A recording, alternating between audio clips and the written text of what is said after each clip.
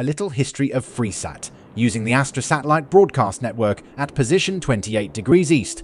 This is the same network as Sky TV UK. Freesat is a British free-to-air satellite television service, first formed as a joint venture between the BBC and ITV and now owned by Everyone TV itself, owned by all of the 4 UK public service broadcasters: BBC, ITV, Channel 4 and Channel 5.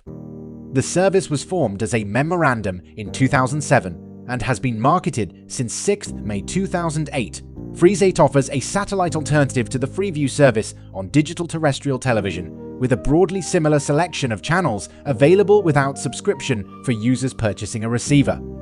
The service also makes use of the additional capacity available on satellite broadcasting to offer a selection of 60 channels as of April 2023. High-definition channels from broadcasters including BBC, ITV, Channel 5, Yarheng TV, Bloomberg, Daystar, TalkT, Discovery Networks, France 24, NHK, and TR.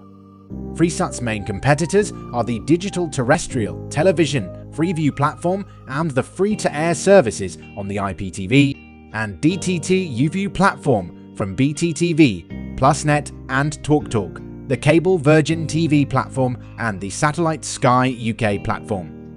In February 2021, it was announced that, subject to regulatory approval, Freesat was to merge its operation with Digital UK, now Everyone TV, the joint venture of BBC, ITV, Channel 4 and Channel 5, which manages the broadcast, streaming and EPG of Freeview. In July 2021, Digital UK acquired Freesat from its 2 shareholders, the BBC and ITV, and the merger was completed. In January 2023, Digital UK changed its name to Everyone TV.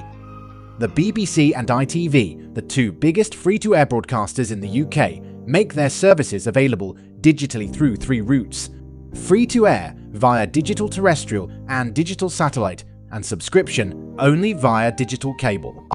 On digital terrestrial, the channels have always been available free-to-air with the appropriate equipment. In 2007, Freeview was available to only 73% of the population.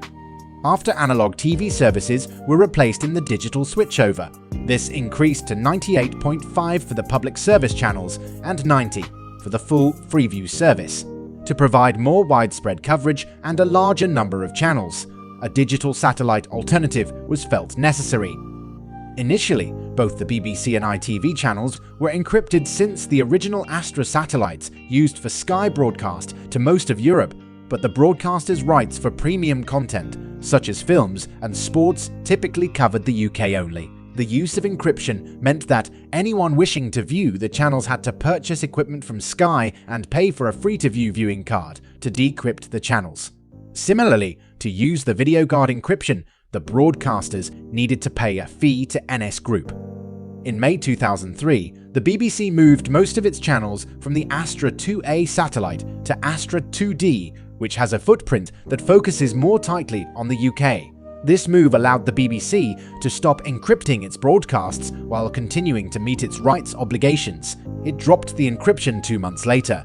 2 months later, ETV, whose channels had already been located on the Astra 2D satellite since launching on the Sky platform some years earlier, also made their channels free-to-air. On 18 November 2008, Channel 5 commenced broadcasting a single channel via Freesat, eventually adding its ancillary services, 5 USA and 5 now known as Fifth. 3 years later, in December 2011, it later added Channel 5 HD to Freesat following the removal of BBC 3 as an SD&D TV channel when it moved to online and BBC iPlayer. Viva moved from free-to-view to free-to-air on satellite on 19 March 2013 before launching on Freesat on 2 April 2013. On 2 April 2013, all 7 of Box Television's channels left Sky's subscription package, with 6 becoming free-to-air on satellite. On 15 April, 4 of the channels, The Box, Kerrang! TV, Kiss TV, and Smash Hits were added to the Freesat EPG. This was followed by Heat and Magic on 29 April. The free-to-air channels can be received using any standard satellite VVBS receiver, although those not licensed by Freesat will need to be retuned manually when channel frequencies are changed.